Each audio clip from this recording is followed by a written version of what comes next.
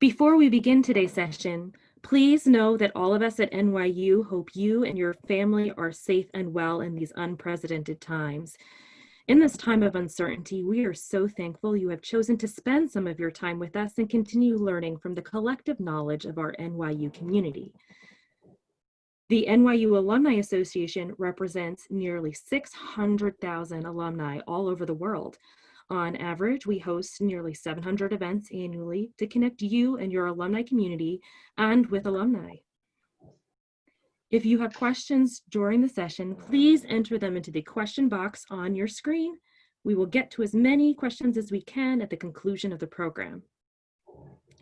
Today's session features NYU Makerspace Director, Victoria Bill, and Director of Entrepreneurship and Managing Director of the NYU Tandon Future Labs, Steve Kuyan, along with pioneering alumna, Gabriella Camerata, in discussion on the impact of innovative entrepreneurship to tackle the world's most pressing needs, such as the tools needed to combat COVID-19. They are interviewed by my colleague, Valerie Cabral, Director of Alumni Relations for Tandon, and Executive Director of the Polytechnic Alumni Association. Again, if you have questions during the session, please enter them into the Q&A box on your screen. We will get to as many questions as time permits at the conclusion of the program. Victoria, Steve, and Gabriella, thank you for joining us.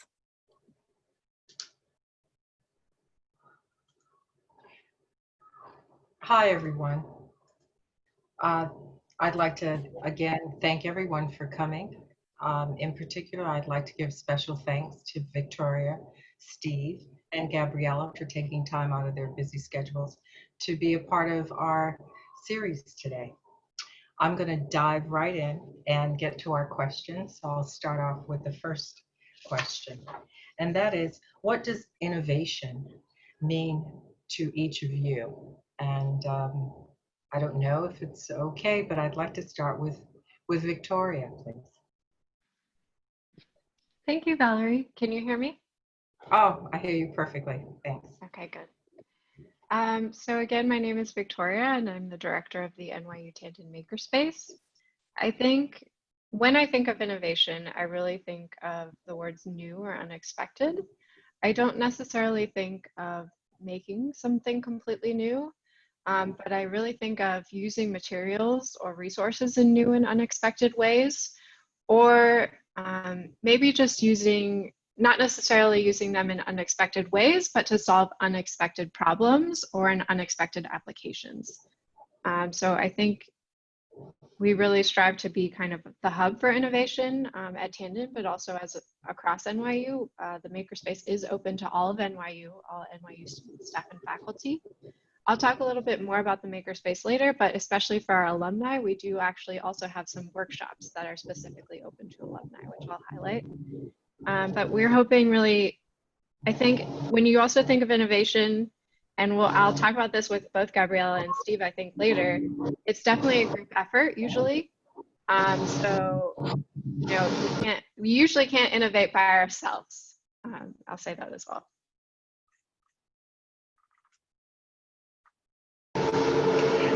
There's something about these at-home series. That's the street cleaner going up my block, so I have to put myself on mute. I was hoping to have you avoid that as well, but sorry for the interruption by New York City's finest sanitation workers. You know, I know that you're going to get into the makerspace in a little bit, but just real quickly, can you walk us back a little bit about the makerspace, just to kind of set this whole innovation and the new and the unexpected kind of in perspective a little more? Of course, thank you. So especially for maybe some of our alumni who haven't been able to see the space, it is a large open space. Makerspaces tend to be learning and teaching and prototyping labs. So we have a lot of open work tables. It's 10,000 square feet in Rogers Hall on the first floor, right on the corner, with big open windows. And we have things like 3D printers, laser cutters, soldering tools, shop tools, even wood routers and CNC machines that are available for students to learn and use. So the focus really in the space is on teaching and learning. We focus through that, really on peer-led teaching and learning. So there's a big student staff. Students get paid to work in the makerspace and to teach other students how to use the machines, how to work on projects. We try to do, again, focus on collaboration and connect students. And then we also lead workshops. So, you know, kind of, again, to paint the picture of the makerspace, we have the space itself and the people who run it. I have a big team. And then we have the machines and the resources, and we also have something called the Design Lab. So the Design Lab is the name for all of our sort of non-tangible resources, our events and our educational programming, and our connections to funding for student projects. So if you look at our website, just searching NYU Makerspace, you'll see under our events and workshops, we have a few that were actually pre-recorded in the spring when we had to go to remote, which we are excited to be premiering. So we'll post those on NYU Stream. And we have a lot of technical skills, we have a lot of creative workshops, and then we also host guest workshops as well. Terrific. You've painted a really vivid picture of how impressive that 10,000 square feet facility is. So thank you for that. Steve, will you jump in and tell us what innovation means to you and the work you're doing? Certainly, and I should add that a word of encouragement for everyone to visit the Makerspace. It truly, Victoria is very humble. It's an exceptional space that's very exciting. I have yet to walk into the Makerspace when the university is open and not see it buzzing with activity, with so many students making so many different things, including that drone net. I remember when you had that drone net, that was incredible. Thank you for having me. You know, innovation, I think, is a very interesting word. We've actually started using innovation more frequently than entrepreneurship because we think it's a bit more all-encompassing, and that's coming from somebody who has entrepreneurship in their title, for what it's worth.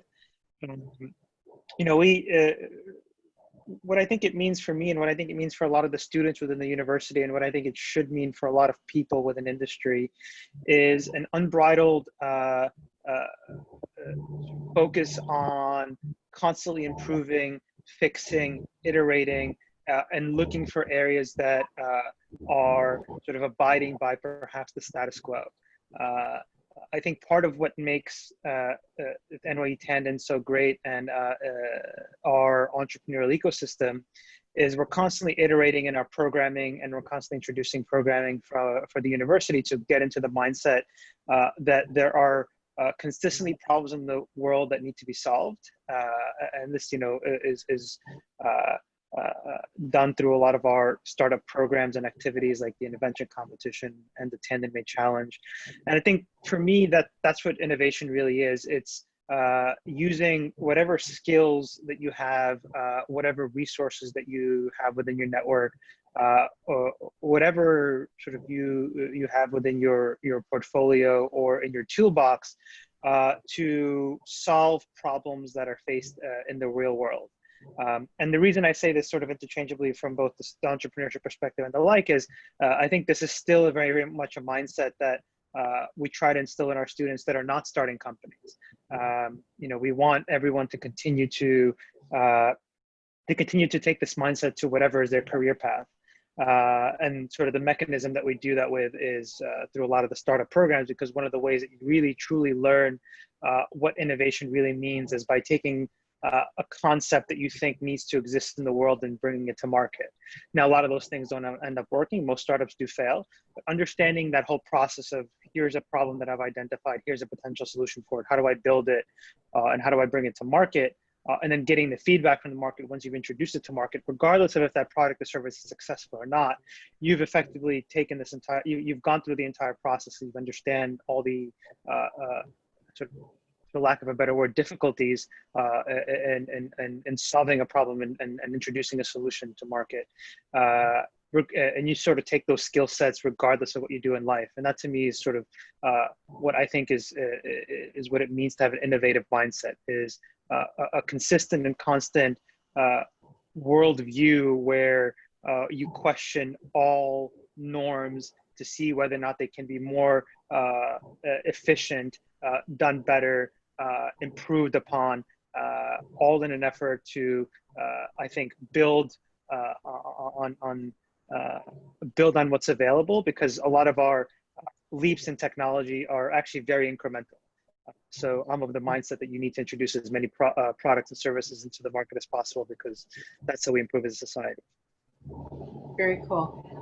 I guess no better time than now than to ask you to describe the Futures Lab. It's spanking new.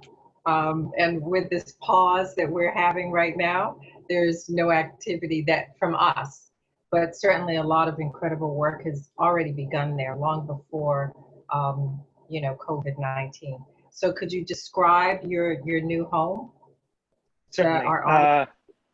I'd love to, and I'll drop in a link so everyone can visit. The Future Labs are a very interesting collaboration between the university and the city of New York to effectively create a model for supporting early stage companies using university resources. And these companies don't have to have an affiliation to NYU or NYU Tandon. The reason for doing that is speaking to the need to be iterative and constantly learn and improve, is we started an on-campus incubator at NYU Tandon in the early 2000s. And this was an incubator that was meant for students and faculty members to commercialize the research that they were working on, or the ideas that they had. And unfortunately, at that time, this was 2004, 2005, 2006, we didn't have a space like the makerspace. We didn't have this focus on entrepreneurship. So we lacked a lot of the infrastructure at a university to encourage students to develop ideas. And at that time, faculty members were not very interested in developing startups. So the program that we started in 2009, that is now known as the Future Labs, is to accept outside companies, the most exciting companies in New York City at that point in time, to come to our program to innovate and build their ventures within the four walls of a university-based incubator. And we would infuse them with the resources that are typically behind the doors of the university that are not really open to the outside world. And what this created was a symbiotic relationship where the startups would get access to top-tier student talent, incredible faculty members, on-campus resources like the research labs and the like, in exchange for exposing our ecosystem that typically is, I think sometimes struggles with confirmation bias of what we need to be teaching students, to understand what is necessary for students to learn when it comes to the market. What are companies hiring for? What are new and interesting spaces and opportunities in technology to pursue? So over the years, we've incubated or successfully incubated roughly 130 companies that have gone through our 2-year incubator program since 2009. We've had over 1,000 student interns intern with the companies in our program. We've had countless faculty interactions. And as you mentioned, Valerie, we're now back on campus. So it's quite intriguing that we started in 2004, 2005 as an on-campus incubator that effectively, by all accounts, failed because we couldn't encourage enough students and faculty members to start companies. In 2009, we partnered with the city to do an off-campus incubator. So for the 10 years of the Future Labs existence, we were entirely off campus. We had offices in Soho, Dumbo. We had an office in downtown Brooklyn and an office in Industry City. So all off campus, effectively. And last year, we made the decision, especially with the opening of the 370J building, to consolidate our incubators back on campus, because we felt collectively that the university was in a very different place last year than it was a decade ago. There's far more entrepreneurship activity on campus. There's far more students who are interested in starting companies, far more faculty members that are interested in commercializing their ventures. And our true, I think, benefit to the university has shifted from encouraging entrepreneurship to happen on campus to catalyzing and ensuring that the entrepreneurship that is happening on campus doesn't have any roadblocks. And the ventures that are created really do have a high likelihood of being developed and introduced to the market. Thank you. Thank you very much. Gabriella, we're very pleased to have an alumna joining us today. So if you wouldn't mind sharing how you got interested in technology, what it means to you, innovation, we'd love to hear. Yeah. I think both words, both ideas are kind of tricky. When I first started thinking about innovation, the word has this like kind of exciting forward motion implied in it. And of course, I want to be thought of as innovative.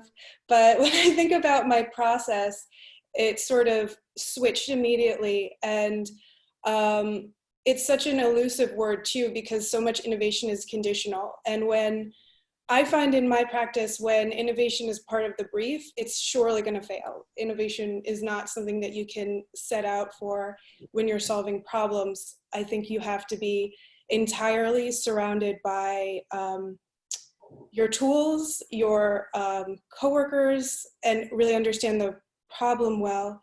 I think that's why so much innovation comes out of Tandon, because of places like the Future Labs and Makerspace. You can set that sort of goal of trying to innovate aside and really surround yourself with your knowledge and the knowledge of your peers. So so quickly that switched for me. And I found that sort of, even in my own practice, keeping an open mind has resulted in more innovation maybe than setting out for that specific goal. I had a similar thought about tech. I started out with the intention of getting into the tech industry maybe about 6 years ago. My background is in design, and I thought all of these new products, these like the Internet of Things and these wearable devices really needed a designer's eye and understanding for user experience. And I came to Tandon sort of to do that, and totally lost track of that, because when you're there and you're in Makerspace, everything you do is part of the tech industry. I say Makerspace because I worked there while I was a student. The most analog lo-fi product or project becomes a tech project because you're printing it, or because you're using advanced software to visualize your idea. So that also really kind of shifted my mindset from designing tech devices and products to using technical design solutions to solve larger problems. And in retrospect, I think that's pretty innovative. But yeah, it's again, my mindset totally shifted sort of after my time at Tandon. Sure, and you completed a master's in our IDM program, correct? Yeah. Do you want to speak a little bit about that program, just to kind of give our viewers a little taste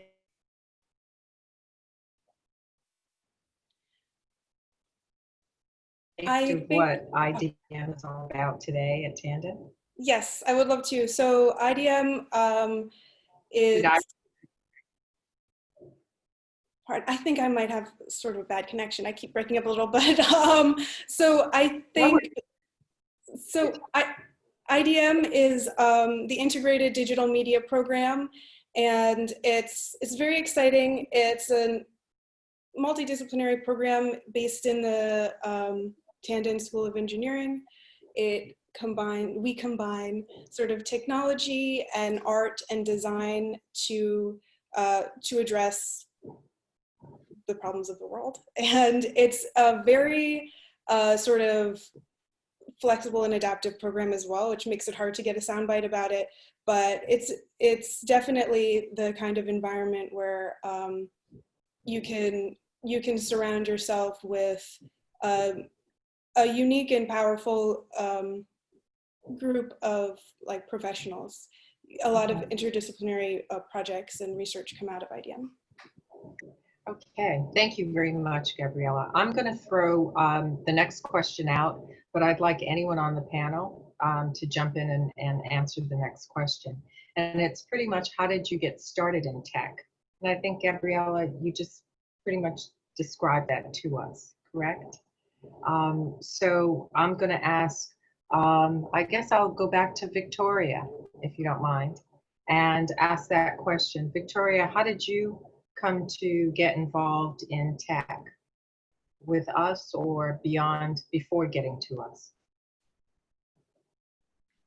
So when you ask me this question, Valerie, I think it really makes me kind of go back to why did I get into engineering and how did I get into engineering and making? Because to me, they're inextricably linked, as that's what I do. So, you know, I think, and maybe this speaks a little bit to Gabriella's experience as well. Most of us have very varied interests. So throughout childhood, I was very exposed to making. I just tended to be very crafty and tinker a lot. And then my dad was also an electrician. I really enjoyed science and math, and my mom was in higher education. And as I was thinking of a major, I was leaning towards something not tech related at all.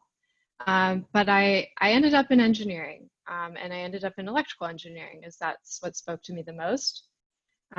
Throughout my undergrad, I really came to fall in love, I think, and this falls into the making and technical side as well, with hands-on project-based learning. And that's really sort of the ethos of the makerspace. I think it's really the drive behind new curriculum innovation in engineering, but also, you know, I think across higher education. I think there is a piece of education that you miss when students don't have that experience. And there's also a piece, you know, some of my research speaks to how does students' confidence grow in their engineering and design skills when they have these hands-on project-based learning experiences? How does their design self-efficacy grow when they are able to apply the things, maybe more abstract concepts that they're learning in class, to specific, you know, very technical work, and then see that they can do the work. And then maybe teach others and get involved in projects and then continue to grow, which is what we're really hoping to kind of support in the makerspace. So that kind of spurred my own learning. And at the same time, makerspaces in higher education were coming out. I got involved in a makerspace in my master's degree, which was in electrical engineering as well. And then when I came to New York City, I was working in higher ed. And there's still this thought of like makerspaces. There's something there and I want to push it. So I was at Cooper Union for a year and I created a small makerspace there. I was adjuncting around the city and I was adjuncting at NYU Tandon. And I knew this makerspace was coming at Tandon. And I know you have another question about more about the history, but I think that it really spoke to me, the position, and I'm very excited to be in this position and role. I think that, I hope Gabriella, and I think Steve already sort of spoke to this, I think this space and these opportunities can have just such an enormous impact on students, on student experiences. And I'm so happy to be involved in that. I feel like that is my life's work. Yeah, that's a terrific answer. And I know I speak for many of our alumni who have had the opportunity to visit the Makerspace, because you have played host to us on several occasions. And they all have the same sort of wow when they get out of there. And a little regret, actually, that it wasn't around in their time. So we do encourage them. And it's good that you reminded our audience that it is open to alumni to visit, and hopefully we'll be back in a time in our new normal where that'll be possible. So thanks for that answer. Steve, do you want to jump in and say how you became involved in engineering? And if I may correct you, Valerie, I wouldn't say a little regret, I'd say a lot of regret for not having the makerspace. I was trying to soften it, but yeah, you're absolutely right. Correcting me. They're a little more upset than I let it be, and rightfully so. It's our students of today have amazing hands-on experience through the Future Labs, through the Makerspace, through Study Away. It's a brand new experience for the students who choose to make Brooklyn part of their home. And what I would add there is I think the programs of today are very much a reflection of the lessons learned of what didn't work in the past, and that's sort of perhaps a good intro to my foray into tech, which did happen at NYU Tandon when it was Polytechnic University. And the reason I've been a bit more liberal to speak about the failures of our first incubator is I was one of those failures that was in the incubator. I had started a company at Polytechnic University without the slightest clue of what it meant to start a company. Me and a few of my colleagues had developed an assisted GPS technology to triangulate analog cell phones, which, by the way, back then had very little privacy attached to it. And we did it in an effort to provide coupons to people based on where they were located at any point in time. So if our thesis was everyone effectively takes the same route home every day. So if you could gather the information of what route people take home, you can predict what time they're going home and when they would be, having dinner, lunch, or the like, and send them various Groupon-related deals. This was 2005, so before Groupon. Groupon-related deals based on their location. And my introduction to tech was just, trying to figure out how to start this venture. I did it under the auspices of what was then the Best Center, which was the first iteration of the incubator. It was the Brooklyn Enterprise of Science and Technology. In the basement next to what is now the machine shop that, sort of falls under the makerspace in the basement. And, to the point of, to the point of not having the resources on campus, I think part of the reason why that first intro or foray into tech didn't work out for me is there was no support structure. What is now the makerspace was a lounge, a student lounge, and in that student lounge we did less than ideal commercial behavior, like playing video games and poker. Now it's a makerspace where it is far more beneficial to students than the latter two examples I gave. So perhaps the reason why my introduction to tech wasn't ideal is there was no real support structure to support it. So my first venture failed. I started a follow-up venture after that, and that also didn't do very well. And I sort of came back to NYU Tandon during this partnership with the City of New York to do my best, along with a handful of other folks who were there at the time. We collectively put our heads together and we tried our best to take the lessons learned of our past, of what didn't work from a university support structure perspective for developing ventures, what was missing within the university when it came to supporting entrepreneurship, supporting those students who were likely to pursue a path towards startup, and then how do you support those students who don't want to start a company but are interested, to the first question, but are still interested in innovation? So I'd say I've had a couple of steps towards an introduction into tech, a couple of failed missteps that were very good lessons, very good but very expensive lessons learned. And I think perhaps the most recent one was my return back to the university at a time when New York City was in a recession, and it was in the process of trying to diversify itself into a startup and tech ecosystem. And I'd say by all accounts, we played, as a university, we played a very small part in a very successful experiment to turn New York City into what is now the second best startup ecosystem in the world for, I think, the third year in a row.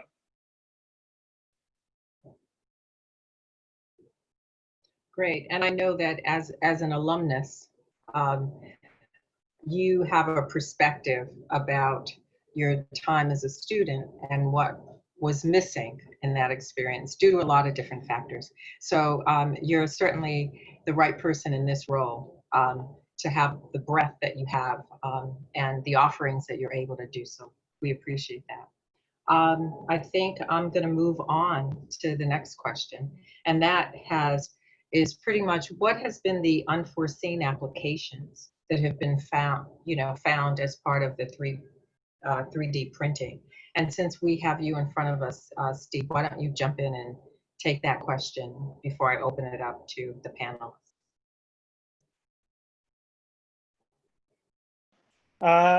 So perhaps I think Victoria can certainly speak to some of the things that we've done during COVID-19 because they were very interesting.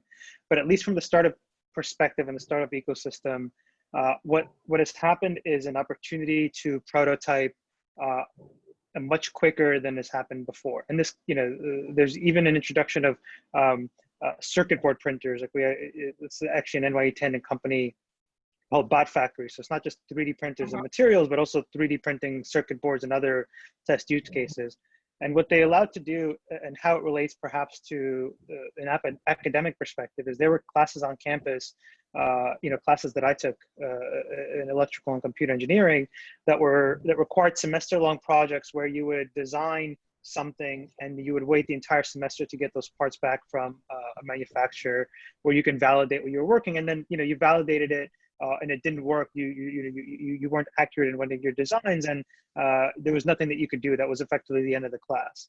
So from an academic perspective, what 3D printers and sort of what you would call the entire class of prototyping equipment has done is it's afforded students the opportunity to not just have a much faster feedback loop to the things that they were developing and designing, but because of the price point, it enabled people who never in their life would have thought that they have the capabilities to go from design to concept to product to go through that process. And I think that, for a very long time, that has been our mission. And thankfully, the access to these sorts of equipment have enabled it. But I think the mindset, the shift in the mindset that an individual has when they've, for perhaps their whole life, always perceived entrepreneurship or innovation as something that you needed to be born with. And here you have equipment where you can conceptualize something. You say, I want to fix this problem with this piece of equipment.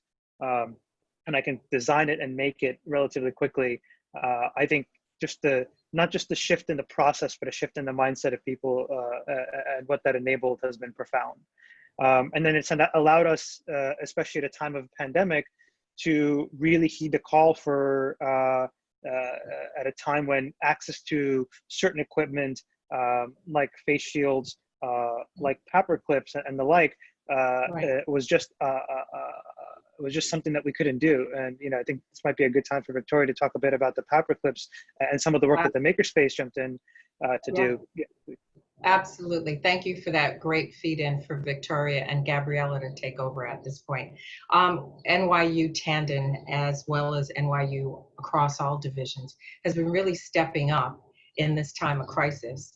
And so Victoria, why don't you talk about some of the things that the Makerspace has been involved in as we fight COVID-19, the New York University Tandon way? Thanks, Valerie. Thanks, Steve. I'm happy to do that. And I'm also going to bring in Gabriella in a second because she was very, very integral to the project and she can talk through her process. Great. So Steve mentioned these PAPR clips. PAPR stands for Powered Air Purifying Respirators. It's basically, you can kind of think of it as a helmet with a clear shield that kind of forms around the head and face. And then there's a battery operated filter that pumps in air. So medical professionals might wear this if they can't be fitted for an N95 mask, if they're out of N95 masks. They're very useful, and NYU Langone had recently, right before COVID or just as COVID was ramping up, acquired a couple hundred of these. Unfortunately, the problem was that there are these little clips on each side of the helmet that tend to break. They're made of plastic. The manufacturer had a very long lead time and was also asking NYU to actually mail back the entire helmet in order to replace those little clips. So it was really kind of a perfect project that 3D printing could address. There was a very specific small need, something that could be printed and designed. It could be done in the makerspace. We could provide enough to make a difference. And over, I think, the end of March and early April, we printed a couple hundred of them. We were able to send them directly to Langone through a bike network, volunteer network that was set up. And I think, it really addressed the need in the time, and we're actually still working with them as they sort of prepare for the second wave. We're experimenting with using different materials. So it's a really exciting project. but I think an interesting use of resource, right? So when you think about 3D printing doesn't work for everything. It just doesn't. But maybe I could kick it over to Gabriella, and Gabriella could talk about the process, because Gabriella is actually the one who designed the part. She was working remotely and she did an amazing job. So Gabriella. All right, I think that's perfect, Gabriella. Jump in. Sure. I love to take I love the acknowledgement, but the truth is, I copied the model of the part that already existed that was broken, and it felt good to be able to participate in this this like effort to help medical professionals in the middle of a crisis. Personally, that was very important to me, but I think what was very exciting about this, more so than the models that we made, was the ability to create these parts so efficiently in a time when people can't be in the same space. And I'm not in New York right now, and it didn't slow us down. We were able to get a piece that was broken, replicate it states away in a 3D model, send it back, and have it printed in a matter of, well, there were some iterations, but it could have been in a matter of hours. And I don't think we could, I don't think you can like understate how important 3D printing has been in the process of like manufacturing physical objects. Injection molding is sort of like the king of industrial design, and it's how designers are taught to think. The forms that we are taught to lean towards are forms that are more suitable for injection molding. But when that entire system is out of the equation, it's more than just the time it takes to make something. It's the actual the network or the system that we use is completely, it's like blown apart. It's not how we think of physical objects being made anymore. And I think that's going to become more and more important as remote working becomes more accepted, and as people are maybe not going to be as comfortable being in the same place. I think that's actually just, that highlights the opportunity that 3D printing sort of offers. Terrific. I will just interject on a personal note. I actually had a medical procedure done yesterday, and everybody was in a shield with the clips, and I thought of you throughout my 4-hour stay, and I felt very safe. But I also felt like a little bit of an insider because I knew about the clips. But you made a really good point, and I guess that will bring me to my last question before we open up for a few questions from our audience. And that's how young makers can be solution orientated in their work as we try to, as you all try to solve the problems of today's society, many of which can prove to be life or death, honestly. I'll go first because I think that it's better to let it be wrapped up by either Steve or Victoria, because I think they work more with students. But in my limited experience, I think young designers and engineers are inherently solution oriented. I've seen them create faster and more intuitively than I think I did at that age. And I think it's because they're native to this environment where you know, they don't have to switch from thinking in terms of you know, injection molding to 3D printing. They are already, you know, like again, native to this. And I think they expect to be able to affect change. That's what I've seen, and that makes me feel very good about the future. But I'll pass it off to some people who are closer to the students. Right, so Steve and Victoria, with that gracious pass, please jump in and help us answer this last question. Sure. I'll perhaps start by saying I think this is a very good time for young people young makers to have, to think about solutions that they can develop on their own. I think the barriers to entry for both hardware and software oriented solutions is very, very low. Thanks to a lot of the things that Valerie and that Victoria and Gabriella mentioned around the equipment that's available and how you need not even be within a makerspace to get access to some of the design software if you want to create something.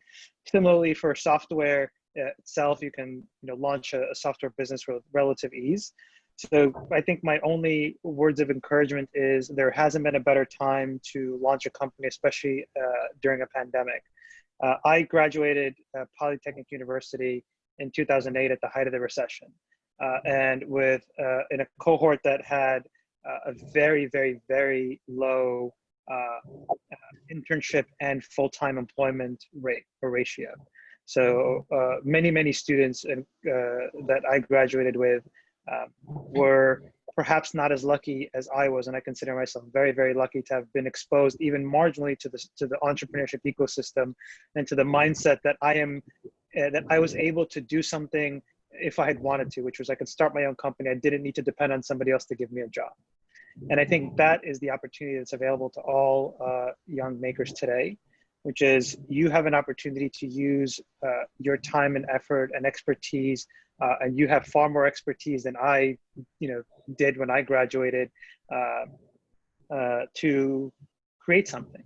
There's a number of pathways to selling the things that you create. There doesn't have to be a product that you may want to use yourself. You may notice an opportunity in the marketplace, but especially during this pandemic, if those of you that don't have internships or don't have a job, start something. Look for opportunities where there are inefficiencies.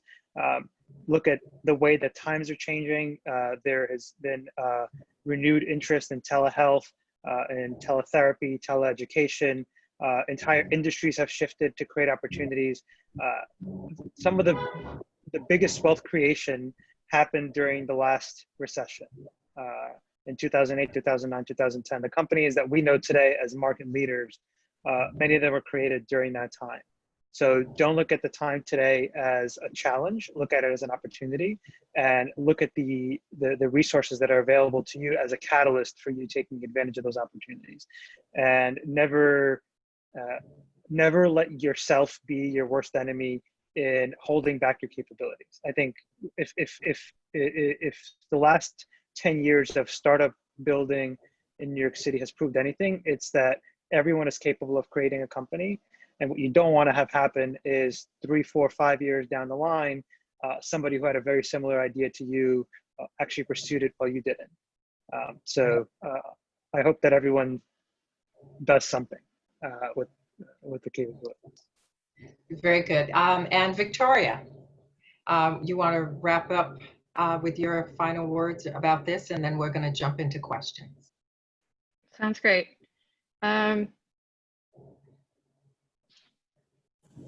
Sorry, one second. Can you still hear me? Yes. Great.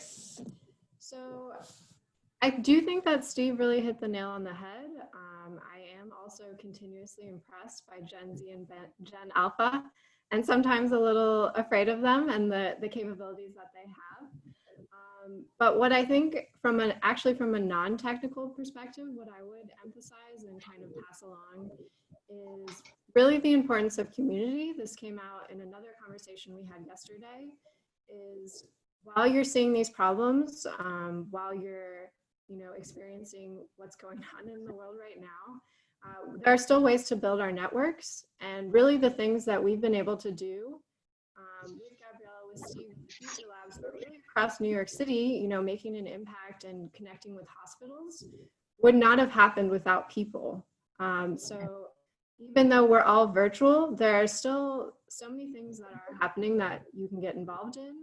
I think for those who are maybe looking to join the workforce or who have just joined the workforce, building that network in your own work or in your own community, and trying to be vocal about what you're interested in, really, and the impact that you want to have. And then I think that your community will also give you feedback about how you can, use your resources. Very good, thank you. I'm going to start with a question from Kathy. How does a startup learn about the opportunities you have to collaborate? Steve, Victoria? If I may ask a clarifying question there, to collaborate with one of our programs is perhaps the question? I would hope so, because I'm just reading the question as it's been written. How does a startup Yes, okay. learn about the opportunities you have to collaborate? Yes, I see the clarification from Kathy. Yeah, so our program is open to all pre-seed to seed and up to Series A startups. So if you're a startup that is in the early stages or just past the formative stage of development, I believe Amanda may have linked to our website in the chat, which is futurelabs.nyc. All of our programs are listed there. If you are interested in learning more about our programs, you can also send me an email directly, which I will drop into the chat as well. It's my last name at nyu.edu. And we'll connect you with the right program. Each one of our programs tailors to a specific area of technology or population or the like, so we can triage and introduce you to the right group within our Future Labs network where you might be the best fit. But in general, you can apply and join one of our programs to be within our ecosystem, and we'll sort of support companies that way. Great. The second question is specific to you and to Gabriella. How did you both figure out, as this is being asked by an alum, so it's directed to both of you as alums, how did you figure out what to do next after you graduated? I haven't. No, I think that I view my career as something that I would like to use to be. I see myself as my career is how I interact with the world, and I would like to be sort of always on the edge of what I can do. I don't know if I said that clearly. I wasn't expecting this question, but I've become comfortable with staying on my toes when it comes to my career, because that's important to me. So when I graduated from IDM, I did have a slight crisis, because it's one thing to study emerging technology, and it's another thing to be able to support yourself in emerging technology. And I'm committed to that. So that means staying always a little bit uncomfortable and looking for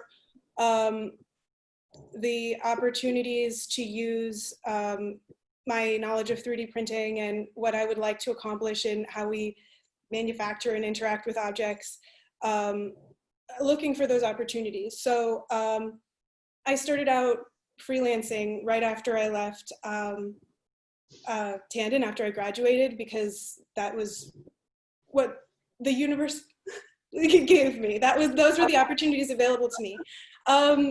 I'm still working with design and 3D printing, but now I'm back at Tandon. I'm back in IDM, working with our labs there. So it's, again, an opportunity to stay connected with this school that has offered me so much, but I'm still always looking for the next opportunity in the field. And I wish I could give a better answer, but for me personally, it's involved becoming comfortable with the unknown.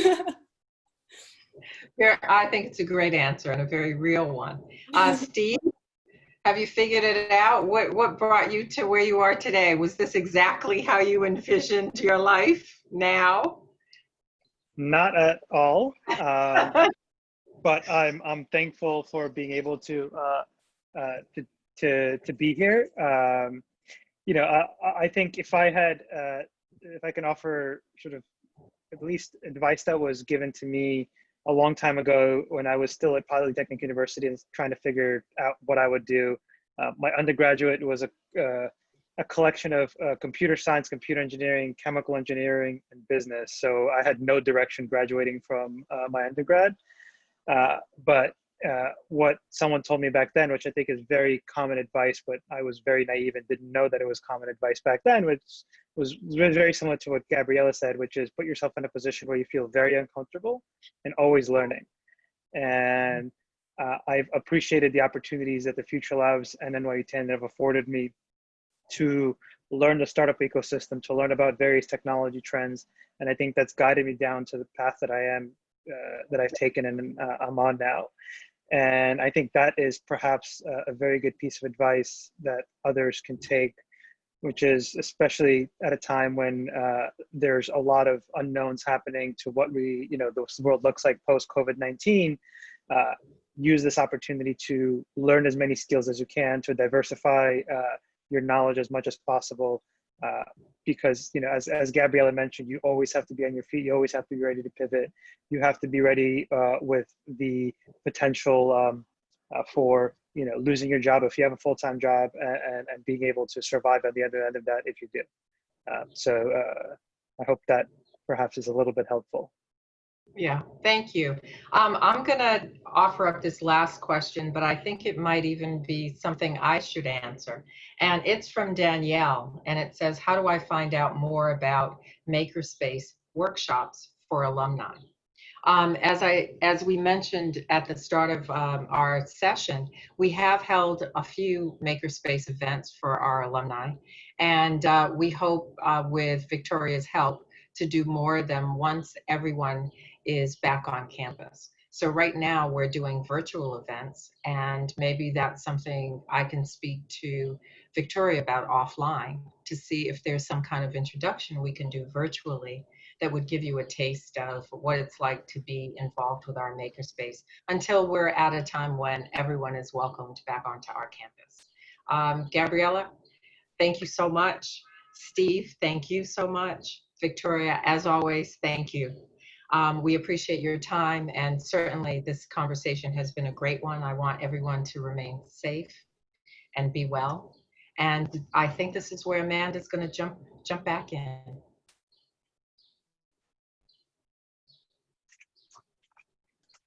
Absolutely. Thank you so much, Valerie and Steve and Victoria and Gabriella. This has been a really fun conversation, and I'm glad that we had the opportunity to give you an avenue to share your feedback and experiences with the Future Labs and the Makerspace.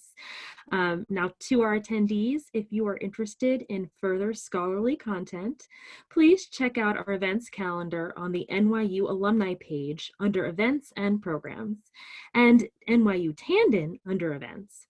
Coming up tomorrow at noon Eastern Time, join us for At Home with William Harry, Tandon 67, 71, and 74, as he takes us back to Balchi Park in World War II and the code breaking that led to the foundations of our modern intelligence work today. Again, as Valerie mentioned, thank you all for joining us. We here at NYU wish all of you good health and safety.